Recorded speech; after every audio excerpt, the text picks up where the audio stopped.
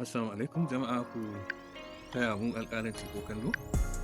Zai yi wannan ya zama fake ne?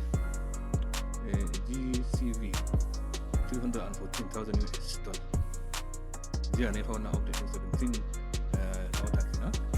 Saura 17 days to buy mainnet. Open mainnet on December 1st, 2022. First digital currency you can buy on your phones. Taya mu alƙalanci da kallo. Wannan zai iya zama ƙarya, kuma British yana yawo a duniya, kuma duk browser da kaje ka pasting wannan abu to ba zai nuna maka. Ku taya mu alƙalanci. KYC in progress.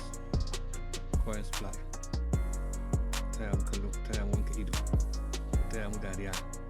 Nan ba wani sharhi, kowa ya karanta. World Bank ma ta shigo, ta tabbatar da GCB kenan value. IMF gaba da ita ma ta sawo kai, WHO ta sawo kai, hanya Xi Jinping shugaban China fa kai, hanya ga Dr. fa ga Elon Musk, duk da dai ni da ina ciki da mutumin. Contact our address, kowa da ya shiga, add the map na Stanford University a ko a wayannan, ko direct ka shiga a Twitter na fa za ka same su.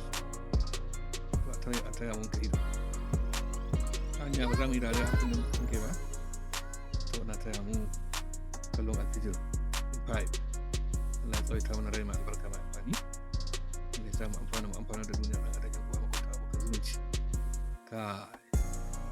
Duba ba, kowa ya shiga ya rubuta wannan abu da muka rubuta masa. To sannan duba ba, a je ma ko da $100